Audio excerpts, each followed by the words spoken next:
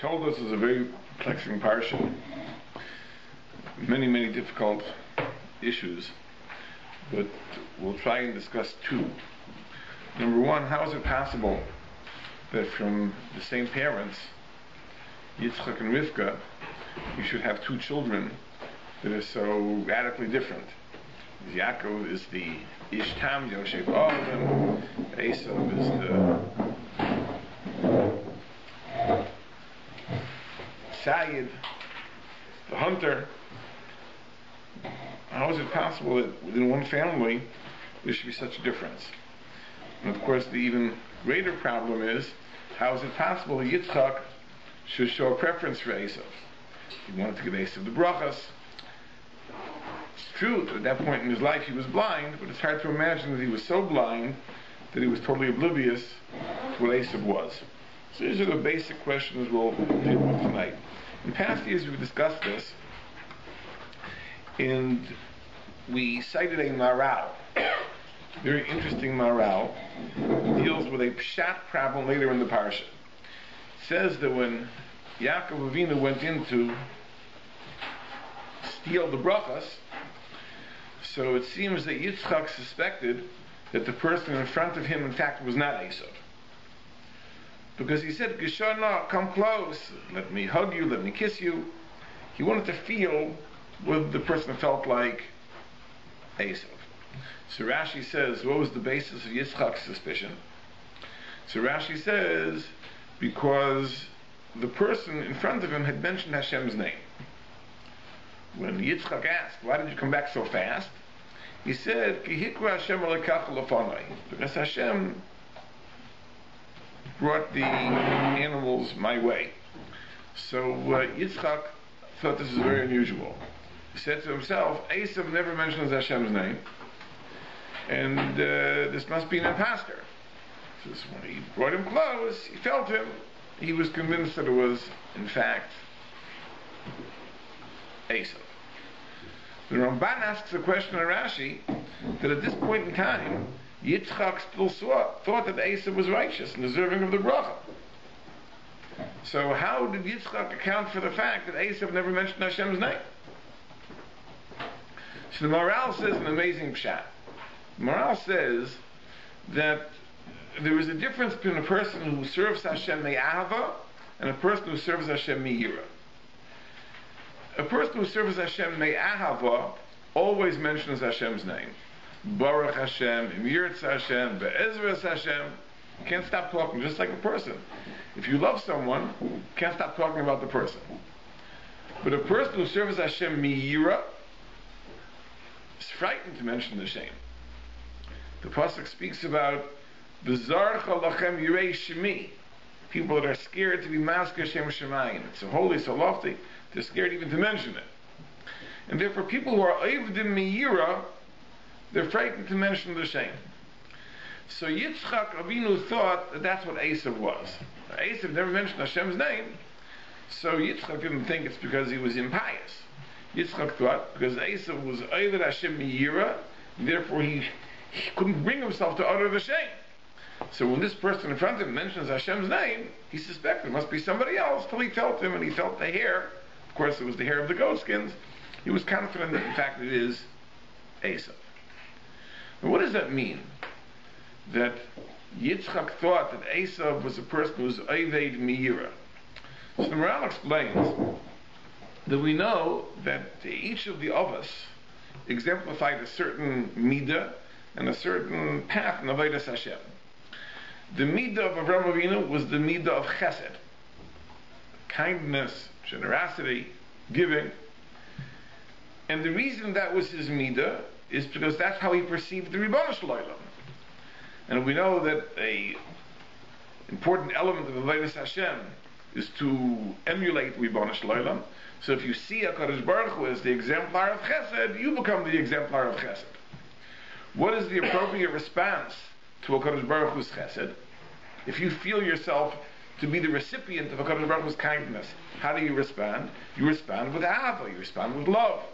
And therefore the Avodas Hashem of Avraham Avinu was avodah me'ahava. That was his way. The midah of Yitzchak was gevura. Gevura is restraint, self-control, discipline. Pachat, fear. Why did he serve Hashem that way? Because he saw the Ribono Shel Olam in Midas Hadin. Midas Hadin is restraint, holding back from the undeserving. What is the appropriate response to that type of perception of the Ribono Shel Olam? Yira, fear. So therefore, this was the meter with which Yitzchak served the Ribono Shel Olam. Very different than that of his father Avraham. He embarked on his own way. He assumed that his son was just like him, a chip off the old block. So he assumed that Esav also served Meira. And says the Maral that that's why Yitzchak loved Esav. He loved Esav because he thought Esav was just like himself. And there's really a Zohar HaKadosh which says it.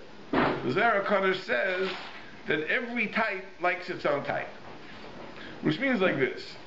As a matter of public policy, we have to say that we love all our children equally. It's a fact. But if among the children is one child who particularly resembles the parent, there's a special connection. We may have to deny it, but there's a special connection. So Yitzchak felt a special connection to Esav because he thought that Esav is just like him. Yaakov is different. Yaakov is more like the Zayd Avraham. But Esav is just like him. So there was a special connection, a special affection. And says the Maral, that's why Yitzchak wanted to confer the brachas on Esav. This was the midah of Esav. I'm going to share with you an amazing thing. I think it's really an amazing thing. The Sfarim HaKadoshim tell us a similar idea with regards to Yishmael. Yishmael also was a son of Avraham Avinu. There, the difficulty in accounting for the difference between Yishmael and Yitzchak is not as difficult. After all, they had different mothers. So that might be the difference that made the difference. But nevertheless, Yishmael and Yitzchak also were very, very different. So the Svarim say that Yishmael also was a chip off the old block of Avraham. But the midah of Avraham was chesed. And Yishmael was just like Avraham. But in the same way that Esav corrupted the midah of Yitzchak, the midah of Yitzchak is Gevura. Gevura is properly directed inwardly. Self-discipline, self-control, yira. And Esav directed it outwardly. Anger, ritzicha, killing, murder, control, power. So Yishmael was the exact opposite. The midah of Avraham Chesed is properly directed outwardly. Kindness, giving, sharing. And Yishmael turned it around and directed it inwardly. What was the chet that exemplifies Yishmael? Chazal say Gezel. Gezel. What is Gezel? Gezel is chesed directed towards yourself. That was the midah of Yishmael. So it was the corruption of the midah of Avraham. So in a sense, he was just like Avraham, just like a chip off the old block. Exactly like Avraham, chesed. But chesed of Avraham was directed properly towards others, and the chesed of Yishmael was directed toward himself. It was self-service. So just like Esav is exactly like Yitzchak, just 180 degrees turned around, corrupted, Yishmael is just like Avraham, but also 180 degrees turned around. In this week's parsha, we find, last pasuk in the parsha, a coming together of Yishmael and Esav. It says in the last pasuk in the parsha that V'yelech Esav Yishmael, Esav went to Yishmael, and he married Yishmael's daughter. V'yikach es Mochalas bas Yishmael. He married Mochalas, the daughter of Yishmael, the son of Avram. Achos Nebayos al Noshav lo Isha. He took another wife, the daughter of Yishmael. So there are many, many Svarim that say that this coming together of Yishmael and Esav is a terrible sakana for Klal Yisrael, a terrible danger for Klal Yisrael, and it affected the entire course of history. And we'll explain this a little bit. The Maral says that there's a very big difference between Edom, the nation which comes from Esav, and the Arvim, the Arabs, which come from Yishmael. Very basic difference. He shows that Edom was a very proud nation. They dressed with dignity, they ate with dignity, they built fine buildings. So rumors in the beginning of the parasha, it says that when Rivka, Batelech Lidrashas Hashem, she went to seek Nevuah, so it says that Vayomer Hashem La, Hashem through the Navi, told her, Shnei Goyim V'Vitnech, there are two nations in your womb. So Chazal say, Al Tikri Goyim, don't read it nations, Ela Goyim, two proud people. Who are the proud people? Antoninus and Rebbe. Rabbi Yehuda HaNasi, who was the Nasi of the Jewish people, and Antoninus, who was the Roman emperor. Here are Shnei Goyim, two proud people. The pride of Rebbe was, he was a great Talmud Chacham, a great tzaddik. He had what to be proud of. As Esav doesn't have as much to be proud of, but he was proud nevertheless. There was a certain dignity. The Gemara says in Masechet Avodah Zarah that they built markets and they built bathhouses, they built fine buildings. It was a proud, powerful people. Yishmael, on the other hand, says the Maral, in the Sefer Netzach Yisrael, Perek Yud Daled, was the lowliest nation. The lowliest nation was Yishmael. They were nomads. They lived in tents. They weren't particular about how they dressed, how they ate, what they ate. And he shows us from a Gemara. There's a Gemara in Ksubas, the Samach Vav, it tells a story like this. The Rabbi Eliezer ben Zakkai was once riding on a donkey, and he saw a young girl who was gathering barley kernels from the excrement of the animals of Arabs, from Behemten Shel Arviyim. So this was after the Churban. It was a time of great distress for Klal Yisrael. And Rabbi Eliezer ben Zakkai asked this girl who she was. And she says she was the daughter of Nagdimon ben Gurion. She was the daughter of one of the most fabulous millionaires of the time. But never after the Churban, everyone fell on hard times, and she was reduced to gathering barley kernels from the excrement of the Arabs' animals. So Rabbi Eliezer ben Zakkai says something very surprising. He said, Ashreichem Yisrael, which in this context means how special you are, not how fortunate, but how special you are. That Bizman Sha'is Mitzana Shal Makom, when Yidden do the will of the Rivana Shleilam, Einam Nimsarim Yad Umavalash, they're not given over to any nation. No nation can have dominion over the Jews when they are doing the right thing. And when they don't do the right thing, they're Nimsarim Biad Umashfala, they're handed over to a lowly nation, and not only to a lowly nation, but to Behemten Shlumashfala. They are dependent on the animals of a lowly nation. So they have to gather the kernels, not just from animals, but from the animals of the Arabs, which is an Umashfala. So Morel says that by contrast, Yishmael to Esav, Yishmael is an Umashfala. It's an Umashfala. The difference we can understand. Esav, his midah is gevura. Gevura is strength, it's power, it's control. So naturally, if you have strength and you have power and you have control, you're very proud of it. You dress the part and you eat the part and you build buildings. That's what you'd expect. The Arviyim, since their midah is chesed, directed inward, they're a needy people. They're always seeking, they're always begging, they're always trying to enrich themselves. They always feel lacking. They always feel they need to receive the chesed of others. If they don't receive it, they'll take it for themselves. So therefore there's no sense of dignity, there's no sense of pride, there's no sense of territory, There's no sense of taking a place. They wander from here to there. That's the Umashval. But historically, we find an amazing thing. That somehow, at some point in history, the Arabs took the sword of Esav. It was with the advent of Islam, which was foretold, according to some Mefarshim at least, in the book of Daniel, Ibn Ezra learns this way, they took the sword of Esav. And we know that Islam, from its inception, was a nation which displayed all the characteristics of Esav: conquest, ritzicha, living by the sword, despite the fact that it really wasn't from Esav, it was from Yishmael. Now, how do we understand it? What changed? Where did Yishmael pick up the sword of Esav? It happened in this pasuk.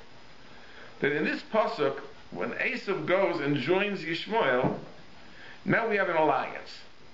And in this alliance, some of Yishmael rubs off on Esav, and some of Esav rubs off on Yishmael. And that affects the course of history for eternity. Now, it's a very, very interesting thing.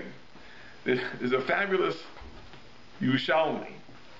Now, everyone knows that your wedding day is the day when your sins are forgiven. That's why there's a Minhag Yisrael to fast on the day of a wedding, because the person al-Chasan, al-Kala, their sins are forgiven on the wedding day. Where do we learn this from? So the Yerushalmi and Bikurim learns it from this pasuk. It says that Esav went to Yishmael, and what was the name of the wife he married? Mochalas, which is Miloshin Mechila, Miloshin forgiveness. So you see that on your wedding day you're forgiven. So the obvious question is, you have an Erloch, a Chasan, and a Kala, nice religious children, and they fast, and they daven, and they say vidui, okay, their sins will be forgiven. It says Esav marries Yishmael's daughter, and that's Mochalas, that's the day his sins are forgiven. And of all the places where the Torah could have been miraculous, this here, in this marriage, this merger of the two biggest Rishayim in the world, this is the place where we find the remes to this idea of forgiveness. So there's an amazing pshat, which the Megash Shilayach says in this. I don't know if it's pshat, but it's a cute vertical. He says like this. He says, let's say you have a person who's basically a good person, but he has offended you in some way, or in some ways. So you keep an account, right? He's a good person. He davens, he learns, he does misses, gives tzedakah, but he did this to me, he did this to me, he did this to me.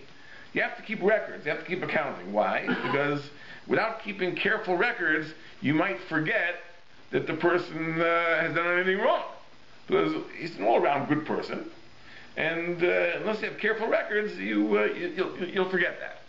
I know in a school it's like that. Because you have students in the school, Baruch Hashem, they're learning and they're davening and doing the right thing.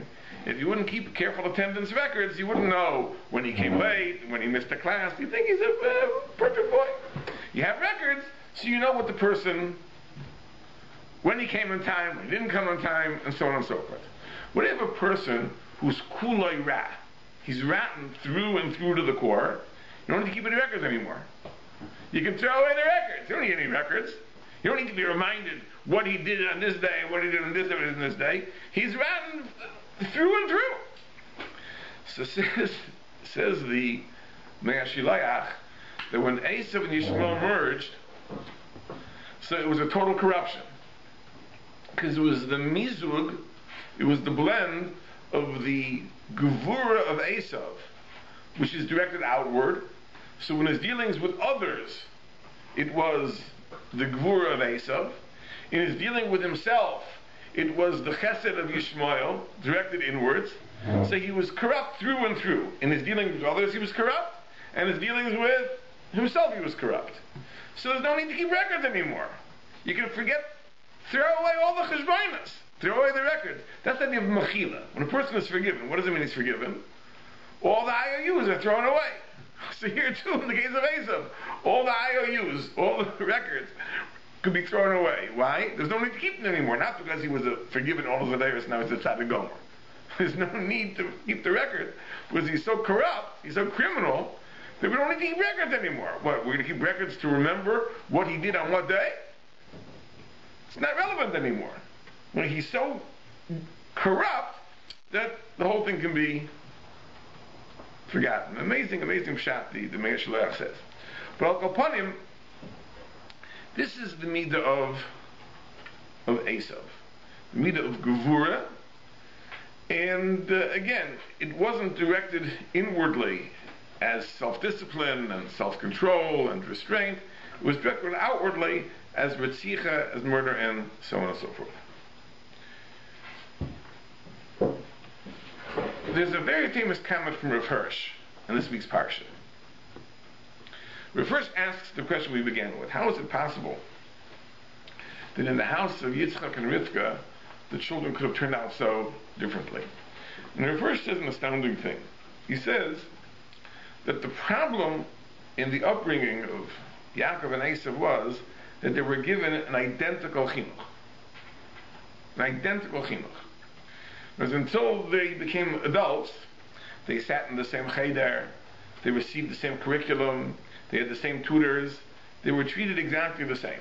And that was a chinuch that wonderfully suited Yaakov. Yaakov drank it up. He was the Ishtam Yoshev Olive. For him it was perfect. And for Esav, it was not suited. Temperamentally, he needed a different type of chinuch.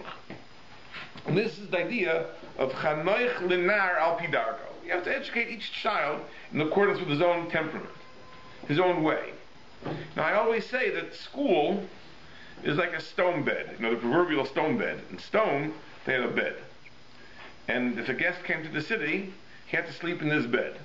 If he was too long for the bed, they cut his feet off. If he was too short for the bed, they stretched him to fit. The point is that it was one size fits all. School is like that by its very nature. If you put 25 kids in a classroom, you give them one teacher, one curriculum, and everyone has to thrive on that. It's not suited for anybody. Certainly not for 25 very different people. So that's the problem of school by its very nature. So the first says that this was the issue over here. That Yaakov and Esav received an identical chinuch, and as long as they were yinglach, as long as they were young boys, so it seemed that it was a success for both. But then when they finally became adults, became bar mitzvah, so then you see they went in different ways. What was missing?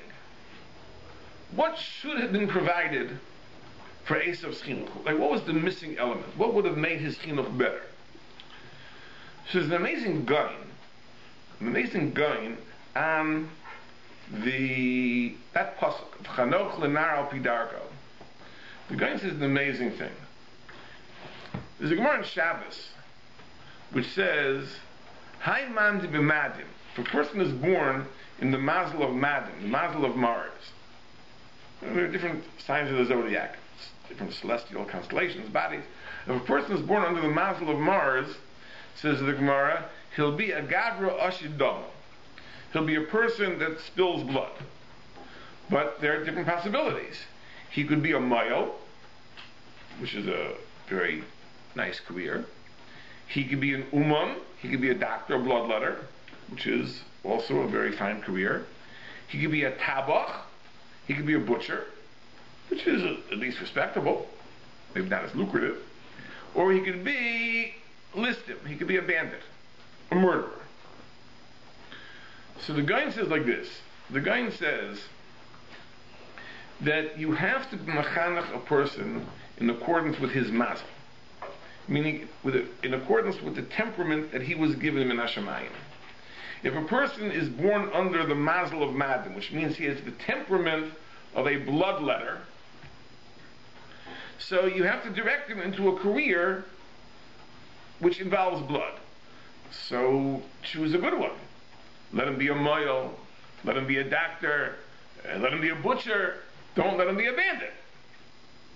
But if you try to say, we're going to make you into an accountant, it's not going to work. Temperamentally, that's not where he's at. Hai man b'madim, it will be a gavra ashidam, he'll be a blood spiller. So within the range of possibilities suited to his temperament, you direct him to a better one, not to a worse one. But if you try to direct him into something which is totally contrary to his nature, so says the guy, as long as he's under your thumb, as long as he's under your control, he'll conform. But once he's independent already, then he'll rebel. And that's what the pasuk says. Chanoich lenar al pi darko, train a child in accordance with his way. Gam ki yaskin, even when he gets old, lo yasser mimena, he won't turn away from it. Meaning that while he's young, it's no kunz. While he's young, he's under your control. You can compel him. You can take the person who's born b'madim and turn him into a CPA while he's a child. But when he gets old, when he's on his own, when he's independent, he'll rebel against you. So here we say, no, it's not appropriate. It's not an appropriate chinuch. In that parish of the Gra, he brings an amazing medrash in this week's parsha. As we know that when Esau was born, one of the things it says about him is that he was admoni. He was red. And later on in the parsha, when he comes back from the field, he was very exhausted, very thirsty, hungry. Chazal say that he murdered somebody that day, he violated an Ara Murasa that day, so he had a busy day, he was very hungry. So he says, Halitenina, give me min ha'odaim, give me that red stuff. So the Medrash says on the word odaim, that Esau was obsessed with red. Who odaim? He was red. V'tafshiloi odom, his food was red. Artzu aduma, his land is red. Giborav adumim, his warriors are red. Levushav adumim, his clothes are red. And the Medrash brings psukim to show everything of Esau was red. Red, of course, is the color of blood. So he was admoni, everything is odaim, he's blood. That means the Esau undoubtedly was somehow attached to the mazel of Madim. His mazel, his temperament, involved blood. Now, the Medrash says like this. When he was born, it says admoni. So the Medrash brings an amazing thing. Where else do we find in Tanakh someone being admoni? It says that when Shmuel was looking for a replacement for Shaul, so he went through Yishai's first 7 children, and they were all rejected. And finally he asked, bring the last one. Vayishlach, and he sent, Vayivi Ehu, and they brought him, Vuhu Admoni. David was also Admoni. So it says in the Medrash, Nisyare. See, he was scared. Va'amar, Abzeh Shaytech Damim Ke'esav. Perhaps he's a murderer like Esau. He looks like Esau. He's also Admoni. Samalov Hakadosh Baruch Hu. So Hakadosh Baruch Hu said, no, you missed the point, because you look in the pasuk, it says he was Admoni imifei einayim. He was red with beautiful eyes. So Hakadosh Baruch Hu said, no, Amalov Hakadosh Baruch Hu imifei einayim. He has beautiful eyes. Meaning, Esav midas atzmo hu harig. Esav kills on his own. Avol zeh midas Sanhedrin hu harig. But David only executes people with the consent of the Sanhedrin. He only goes to war with the consent of the Sanhedrin. So he's taka admoni, but in mifei einayim, with beautiful eyes, which is a reference to the Sanhedrin. The Sanhedrin are called einei ha'eda. They're the eyes of the congregation. So David is admoni in mifei einayim. But what does it mean? It means like this, that in some way, David had the same temperament as Esau. But in the case of Esau, he didn't have the Yefei Einayim, which means he wasn't given the kayach, the power of judgment, of discretion, which exemplifies the Sanhedrin. That kayach of judgment, to be a judge of one's actions, that Esau didn't have. And therefore, he killed Midas Afno.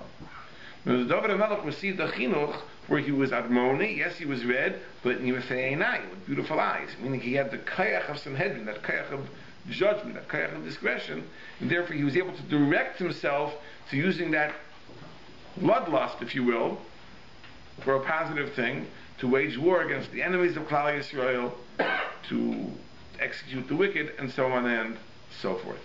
And the Gemara brings this medrash.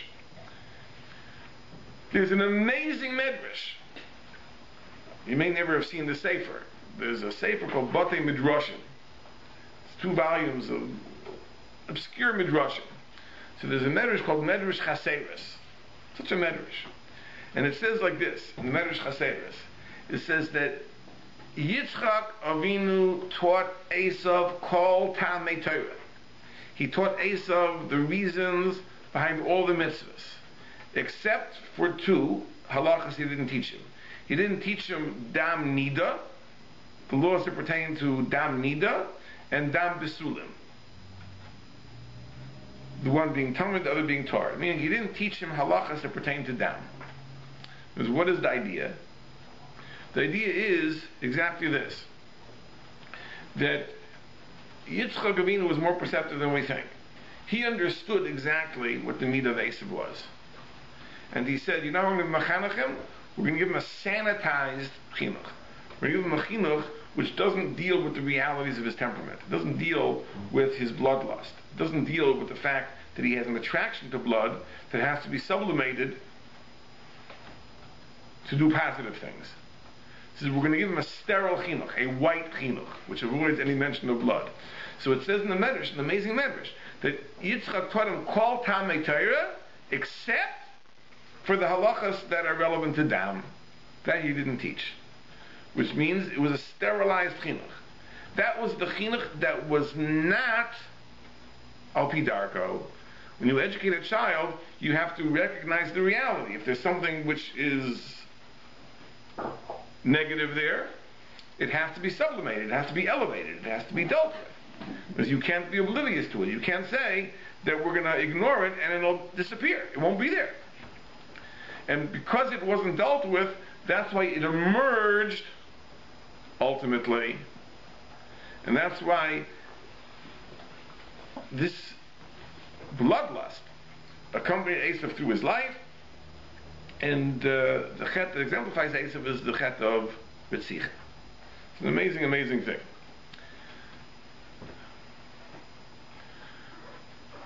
So we raised the question, so why did Yaakov want to give the brachas to Esav? What did he think? Let me share with you another amazing medrash. The medrash says that when Yaakov called Esav in, and he told him to go and hunt and bring back food, so it says in the pasuk, Va'ata sonach kelecha, take your tools, talyecha b'kashtecha, with your bow, v'tzei asada, go to the field, v'aseli mat'amim, make for me delicious food, in order that I should give you a bracha. So says the medrash as follows: Dover acher, another pshat. Sonach kelecha, take your vessels, zu bava. That's a reference to bava.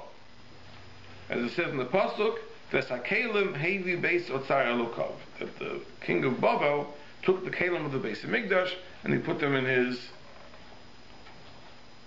God's treasury.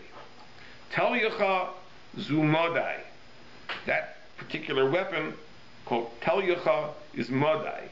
As it says in the pasuk, "Vayislu was Haman al ha'etz." Vayislu, they hung Haman on the gallows. So Tel Yecha is modai. Kashtecha, your bow, zu yavam, that's yavam. Shneimar ki darachti li Yehuda keshes. I have drawn the bow against Yehuda. It's pasuk in Schaya, refers to yavam. V'tzei asada, go to the field. Zu Edom, this is Edom. As it says in the pasuk, Artzo seir stay Edom. So in other words, when when Yitzchak told Esav to take his weapons and go and hunt, so in that verse, the Medrash finds a remnants to the Arba Malchias, to the 4 kingdoms. Because what is the idea of the 4 kingdoms? We know in Jewish history, there are 4 kingdoms that will rise against Klal Yisrael. So we have Bavel, the first, then we have Paras and Madai, which is the second, then we have Yavan, and finally Edom is the 4th. As history unfolded, so the second overthrew the first, and the third overthrew the second, and the fourth overthrew the third, and the fourth will ultimately be overthrown by the Melech HaMashiach. Now exactly how to trace a line from Rome to a nation which exists nowadays is hard exactly to know who stands for Rome. But ultimately, the successor to Rome will be overthrown by Mashiach. And the Daled Malchus will fall, and that will be the beginning of the Achas Yom, the Messianic age. What is the idea over here? What is the Medrash telling us? That when Yitzchak told Esav to take his kalim and go hunt, there's a remez here to the Daled Malchus. What's the idea? The idea is exactly this. The Medrash is coming to explain exactly why Yitzchak thought Esav was deserving of the bracha. He understood like this, that if the meat of the Esav is gevura, the meat of Esav is strength, it's power, so where will that be needed? Where will that become necessary in the course of Jewish history? It's going to be necessary in order to bring down the Daled Malchios. In order that we should overpower these Malchios and their ideologies, that we need strength. That's not going to be achieved by the Ish Tam Yoshev Oholim. That's only going to be achieved by the person who is the master of Gevurah. And therefore, when Yitzchak sent Esav to prepare the food that would be the Siba for which he would receive the brachas, he was meramez that the purpose of you receiving the brachas is in order to vanquish the Arba Malchias. That's where we need the Gevurah of Esav. That's where we need the strength of Esav. That the Yaakov, Ishtam Yoshev Olam, can't achieve that.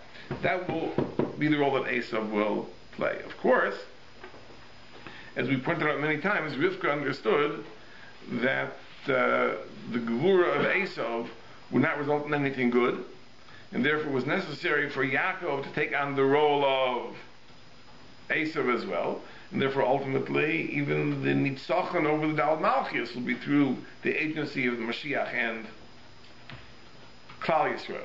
But this was the cheshbon that Yitzchak had. Because Yitzchak had the idea that perhaps this is what Esav would be for. And one other ha'ara, one little point about Esav. It says in the pasuk when he and Yaakov were sharing the womb, so it says Vayisrot tzu habanim bekirba, that they fought, they struggled, and the Medrash says that when they passed by a Beis Medrash, so it says that Yaakov was agitated and wanted to come out. When they passed by a Beis Avodah Zarah, so Esav was agitated, he wanted to come out. Now, at first glance, it's hard to understand. Whatever religion you profess to, right? Whether it's Judaism, whether it's Avodah Zarah, a religious personality is a religious personality. The difference between us and Avodah Zarah is that we direct our avodah to the right place. They direct their avodah to the wrong place. It doesn't seem that Esav is a religious personality at all. In other words, if I was writing that medrash, I would have said that when Rivka passed the shooting range, that's what Esav wanted to come out. That's what Esav was interested in. But we don't see Esav was interested in religion, any religion. Right? What's the idea of Esav wanting to come out when they passed by a Beis Avodah Zarah? It doesn't seem that Avodah Zarah is something which is particularly associated with Esav. And I think that the meaning of the Medrash is this. Chazal say, Kol HaKayes, if a person gets angry, it's Ki'ilu Oived Avodah Zarah. It's as if he's Oived Avodah Zarah. In what way? What way is a person gets angry like an idolater? And the idea is very, very simple. What does a person get angry about? A person gets angry about things not going his way. Now, all anger, which is directed towards others, is really frustration redirected. You're frustrated, so instead of being angry at yourself, you're angry at other people, the people you think wronged you.